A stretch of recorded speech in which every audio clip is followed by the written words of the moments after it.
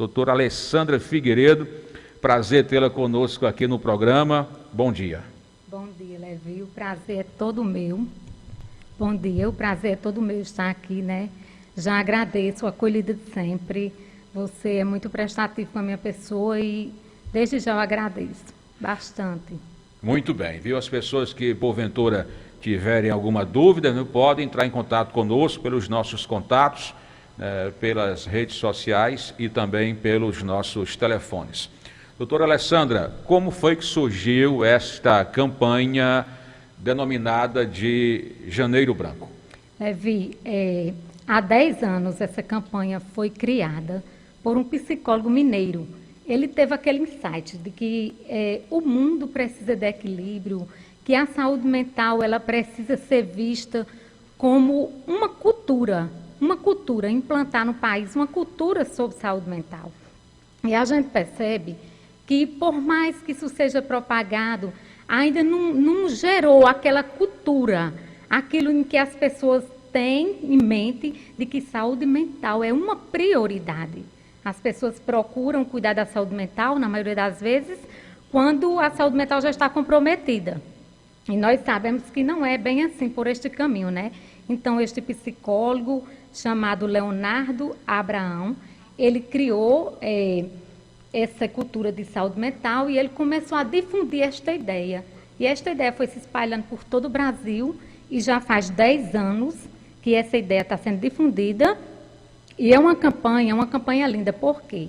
É uma campanha, Levi, que qualquer pessoa pode aderir a esta campanha.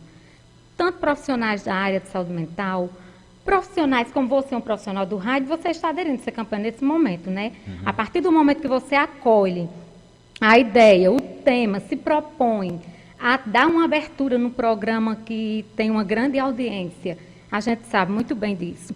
Então, você também é um colaborador dessa campanha.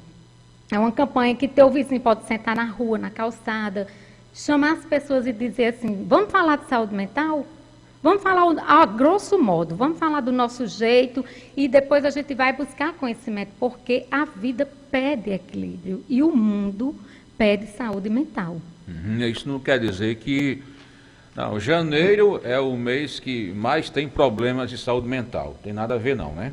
Veja só, Levi. Ou tem? Não, mais ou menos, é assim. Olha só, vou te citar um exemplo aqui agora. Veja só. Veja essa agenda. Ela está totalmente em branco, né? Exato. Janeiro é aquele mês que a gente ou acha que a gente vai ressignificar tudo, ou a gente tem uma ideia de que a gente vai ter novas metas, de que a gente tem uma nova oportunidade. Então, já vai, é o quê? São 365 dias para a gente reavaliar, para a gente refazer, para a gente traçar novas metas, para a gente buscar algo novo para a nossa vida. É uma oportunidade, é como se fosse uma folha em branco, entendeu? Uhum. Eu não sei você, mas eu acredito que a maioria das pessoas, eu costumo sempre, 30 de dezembro eu já compro uma agenda nova e ali eu já tenho aquelas metas do ano. Algumas a gente sabe que a gente chega lá, né? Outras não. Mas e aí? A gente sempre faz aquela avaliação do que deu certo, do que não deu certo, por que não deu certo. É uma oportunidade única. É um livro em branco. Você vai ter 365 dias para você ressignificar a sua vida. E reaproveitando isso, como eu te disse, o iniciador desta campanha, o psicólogo Leonardo, ele propagou esse Janeiro Branco para que a gente tivesse uma consciência de que tão sério, Levi, é saúde mental. Tá certo. E esse ano, Janeiro Branco, a vida pede equilíbrio. E se a vida pede equilíbrio, doutora Alessandra, como a gente faz para encontrar esse tal de equilíbrio em todas as facetas da vida? Diga aí. A pergunta de milhão. Como a gente faz para encontrar este equilíbrio em todas as facetas da vida? Levi, eu te diria que o primeiro caminho, ou melhor, o único caminho é o caminho do autoconhecimento.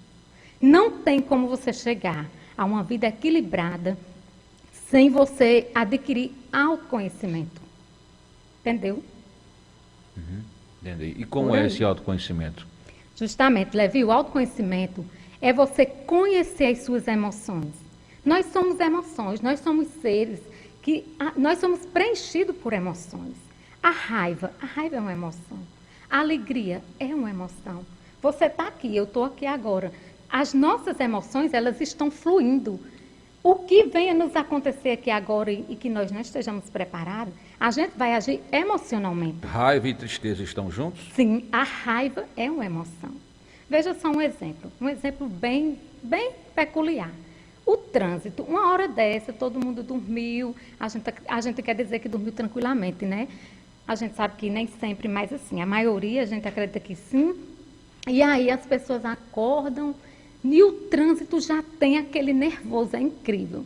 É pais que vão levando seus filhos para a escola e de repente você está ali, você já escuta aquela buzinada, pá, e você diz, meu Deus, uma hora dessa, como que um cidadão já acordou estressado? Não é isso. Só que através daquela buzinada, Levi, ele não está imprimindo só aquele ato do momento, ele não está buzinando por aquele momento, ele está descarregando, através daquela buzinada, emoções não trabalhadas.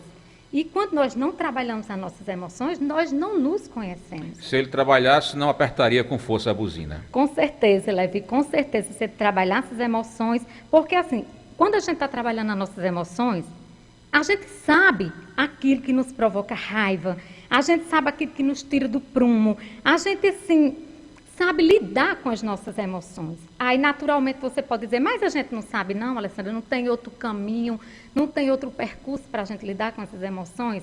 Levi, se não passarmos pelo crivo do autoconhecimento, isso não é possível.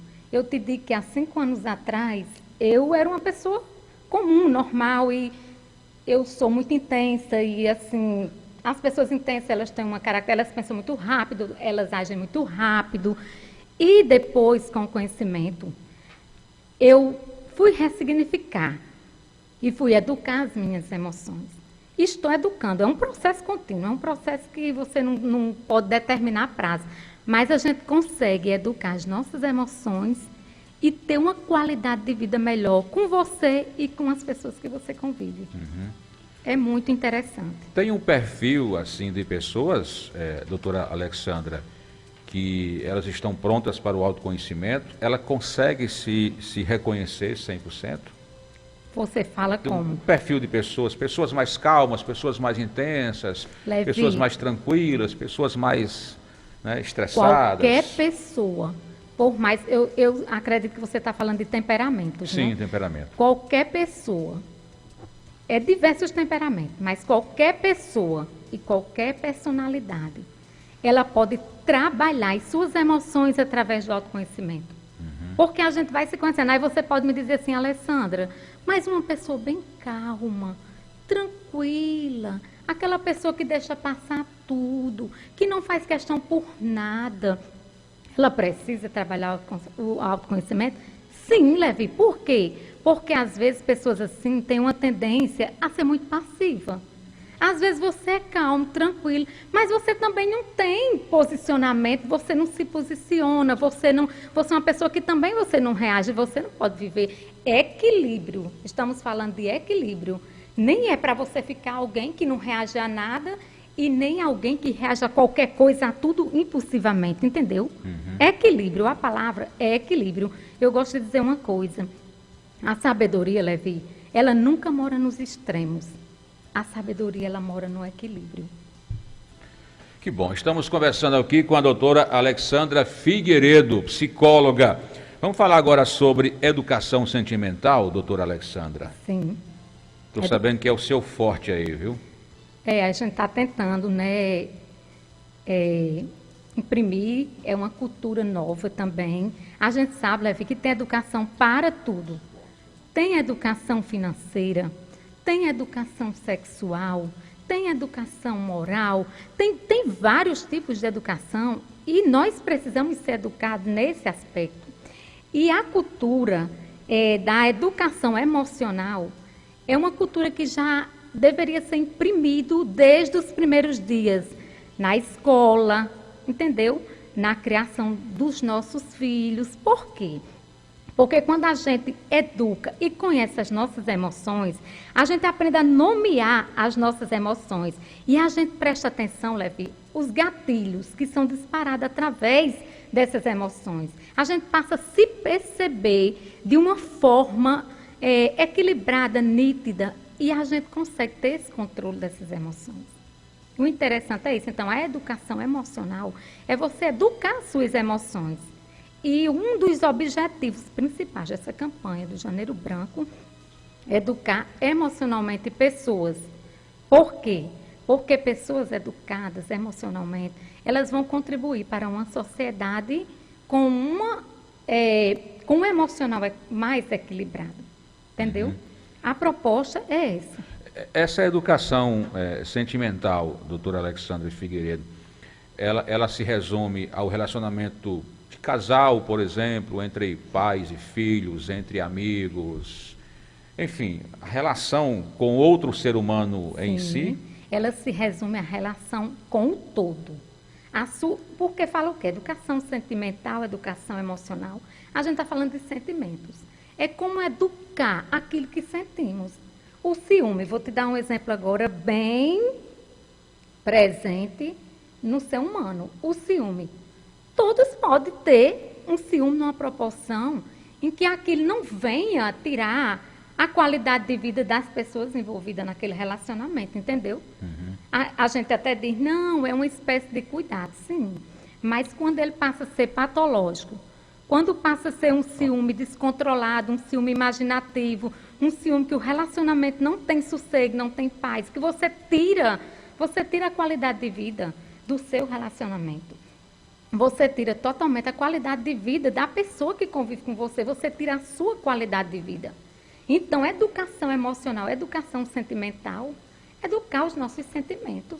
A gente também, Levi, a gente é muito influenciada, a gente vive num mundo cheio de culturas de todas as coisas. Agora, é cultura de consumismo exagerado, é cultura da magreza, é cultura da beleza, é tantas coisas, Levi. Então, tudo isso, eles mexem com nossas emoções e com nossos sentimentos. E para lidarmos de maneira adequada com cada questão dessa, a gente precisa do autoconhecimento. A palavrinha-chave, autoconhecimento. Me diz uma coisa, a senhora falou em ciúme aí, mas qual é a dose certa de ciúme? Tem uma dose certa para isso? Levi. Para controlar esse sentimento? Veja só, Levi. Seria hipocrisia da minha parte dizer assim, ciúme não existe, ninguém tem ciúme, eu não tenho ciúme, mas isso, a gente sabe que isso não é verdade. A gente sempre tem aquela coisinha, aquela espécie de zelo, só que tem um limite. Tem um limite. Às vezes aquela espécie de zelo é o quê? Sua esposa, seja lá o esposo, a esposa, tem aquela espécie de cuidado, aquela coisa assim não ofensiva, aquela coisa não invasiva. Na realidade, isso não era nem para existir, porque é a questão da confiança, mas a gente sabe que existe, a gente não vai falar com hipocrisia.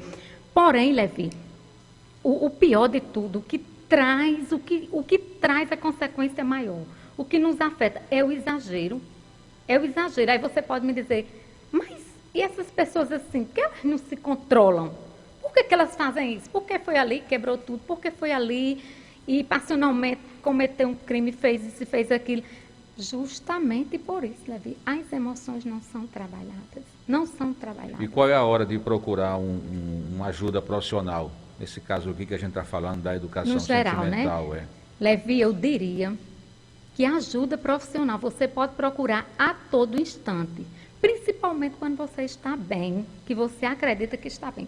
Por quê? Olha, Levi, tem até aquele ditado de perto, ninguém é normal. Na realidade, ninguém é normal. Ninguém é normal. A senhora defende então, essa tese? Eu defendo, e a saúde mental defende essa tese normal. Ninguém é normal. Ninguém, aquela normalidade que você olha para um e você diz, eu sou normal, mas fulano não é normal. Não, a gente sabe que existem pessoas que estão adoecidas psicologicamente, que têm algum transtorno, que tudo, mas eu ou você, ninguém aqui se acha no direito de dizer eu sou normal, eu sou completamente normal, entendeu? Nós sabemos que não é assim. Todos nós temos nossos traumas, temos nossas vivências, temos nossas crenças, a nossa personalidade. Ela foi construída em uma sociedade que ela tem valores e cada família tem os seus valores. Então, nós temos a nossa maneira individual de pensar. E o que é que acontece? Então, Levi, a gente vai nessa esfera e a gente tem que saber que o momento de procurar um profissional, o bom é que fosse a qualquer momento. Você está aí e disse, eu vou procurar me conhecer, eu vou para um psicólogo, eu vou ou num psiquiatra, estou sentindo isso ou aquilo. Não, mas o que acontece? As pessoas, quando buscam por ajuda na saúde mental, a grande maioria das vezes, se não for uma totalidade, são pessoas que estão com a saúde comprometida e que elas já não sabem nem lidar. Aquele quadro já está ali, você tem um adoecimento, a pessoa vem sofrendo há muito tempo, já não aguenta mais e quando não tem para onde ir, que você diz, eu vou enlouquecer, isso, aquilo, aí você vai e procura. Mas o bom seria que qualquer um de nós procurasse um psicólogo, um psiquiatra, dependendo da sua necessidade, porque é muito bom. Só quem faz terapia e quem já fez terapia pode confirmar o que eu estou dizendo. Mas como é que o paciente vai saber se deve procurar um psicólogo ou um psiquiatra? Como diferenciar? Pronto, veja só. A maioria dos pacientes, eles começam passando por um psicólogo por quê? Levi, você sabe que tem assim, ainda a gente tem aquele estigma, aquele preconceito de que saúde mental, procurar um profissional da saúde mental é para louco. Ainda existe isso. Isso está sendo desconstruída pouco a pouco, mas existe. As pessoas têm preconceito. Tem gente que liga para marcar uma consulta e diz assim, eu não queria ser visto. Eu não queria que ninguém soubesse que eu estou no psicólogo.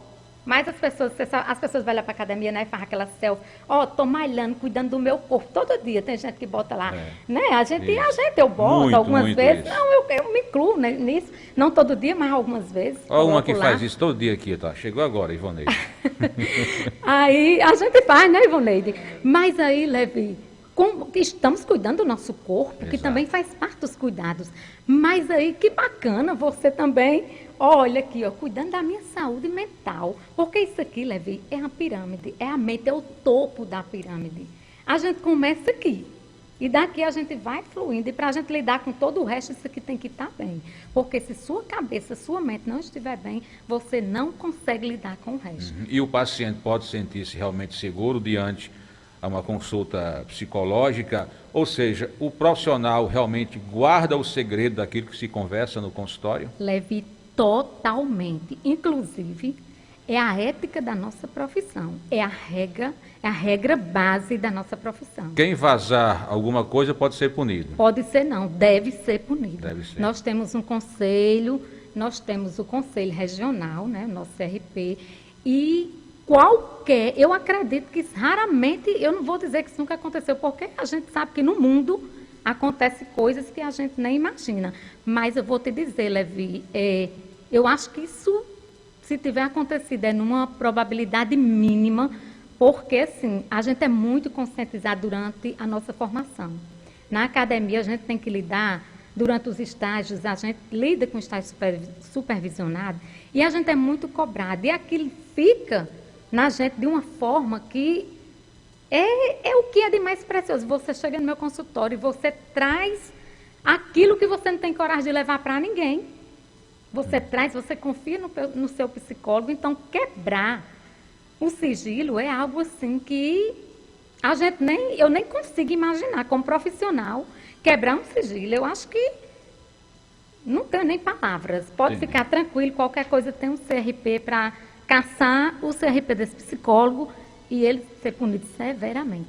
Vamos voltar aqui um pouquinho no ponto, com relação a essa questão da resistência de algumas pessoas procurarem o profissional, ou quando vão, pede para não ser visto, enfim, só falta pedir, olha, me atenda aqui numa sala escura, né?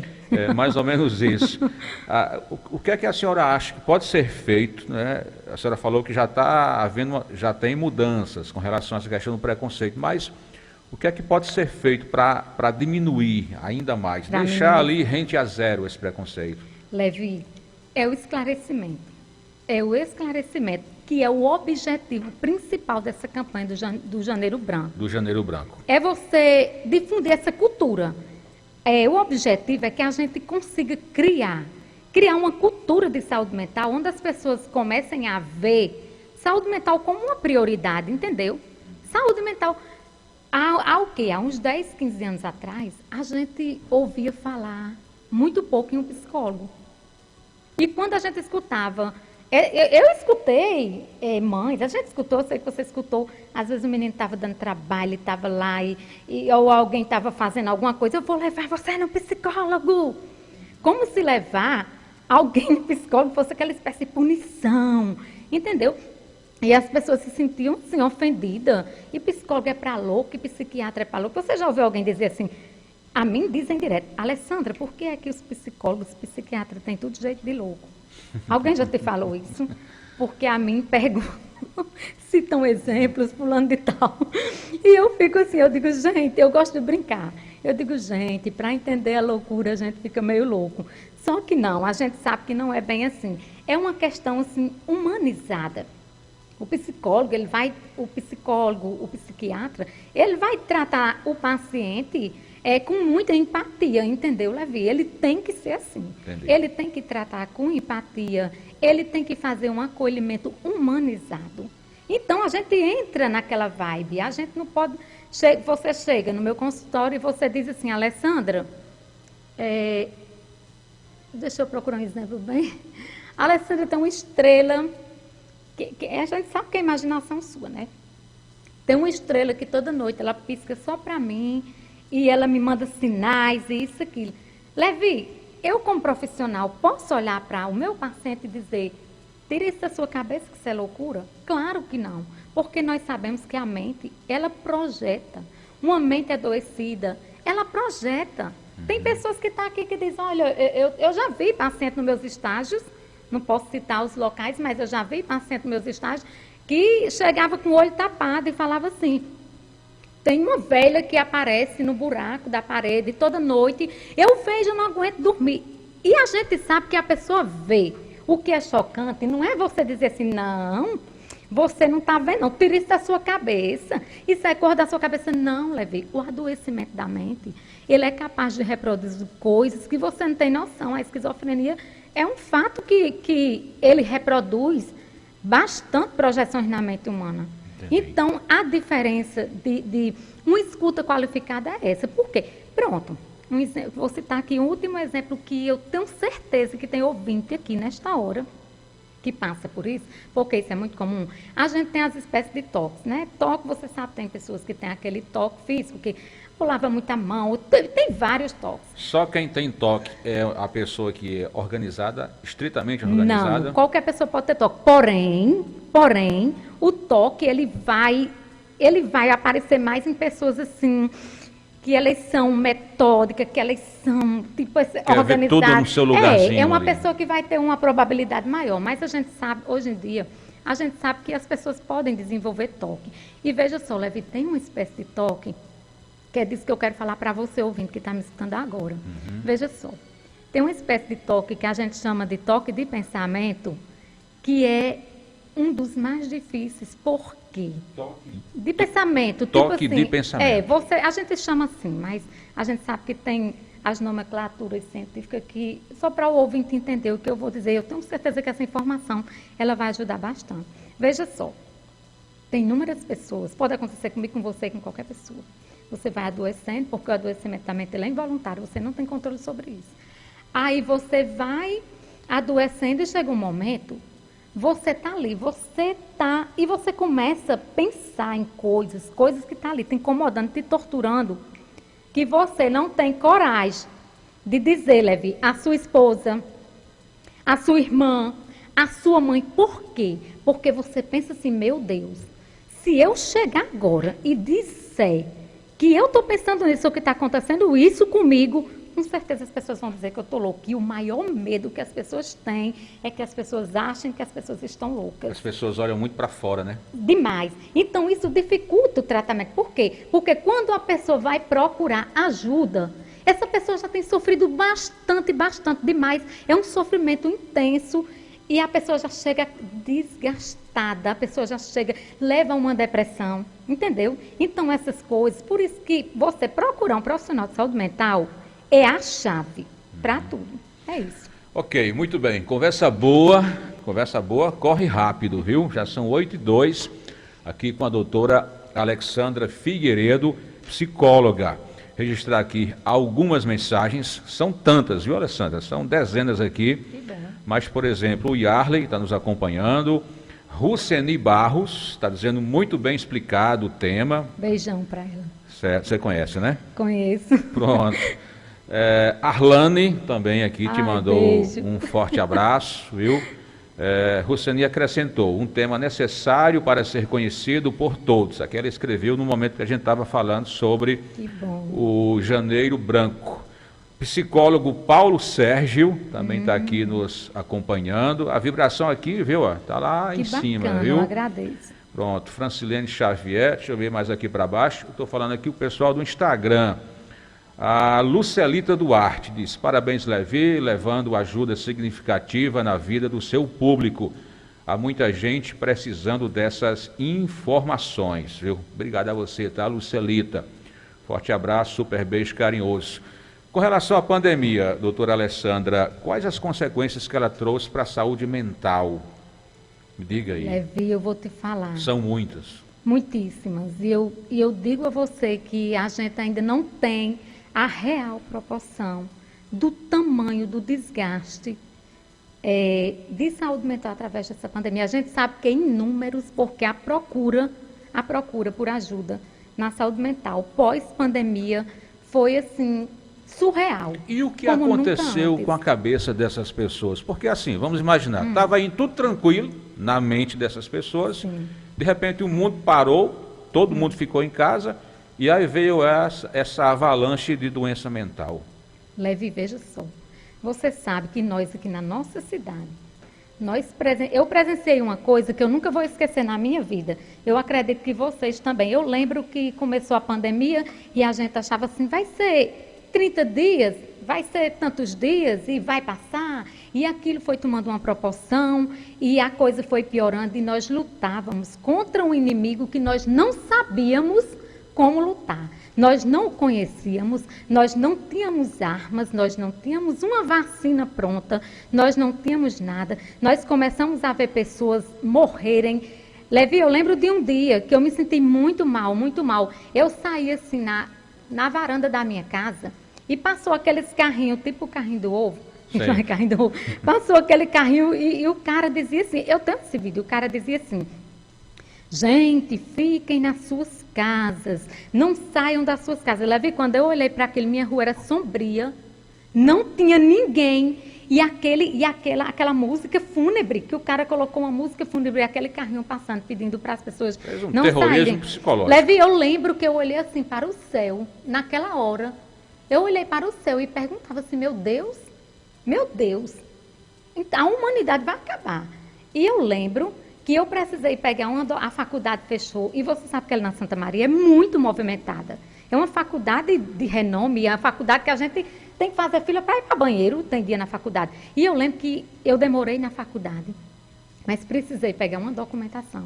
Levi, depois de meses de pandemia, quando eu entrei na faculdade, que eu vi aquelas plantas que parecia que estava assim, morta. Levi, tudo fechado, não tinha ninguém aquele terreno é imenso, você sabe, a estrutura é enorme.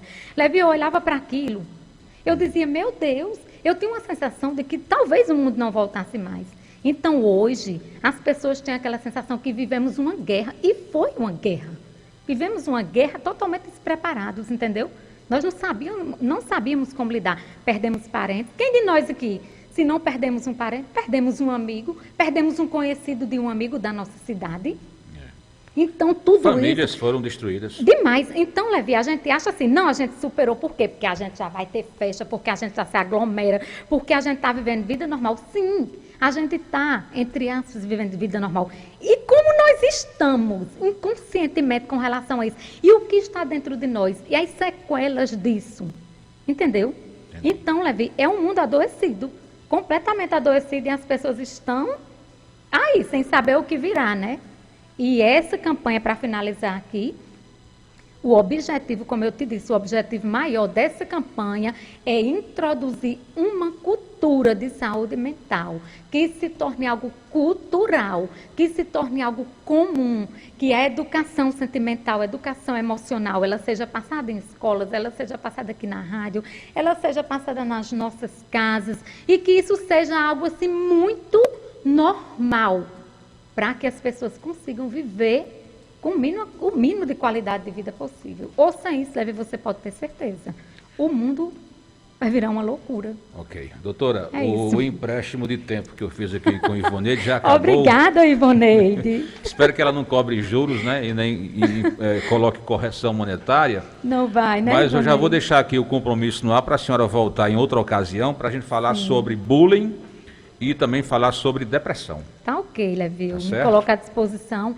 Vou só A senhora dizer está que... atendendo aonde, por Isso. gentileza? Iniciarei, né? Agora, a partir de fevereiro, estou com a agenda Fevereiro. aberta. Os meus atendimentos Agenda ali... de 23 começa em fevereiro. Tá legal. E aí eu estou ali no Espaço Iluminar. Uhum. Moana, né, a proprietária e psicóloga também de lá. A gente tem outros psicólogos.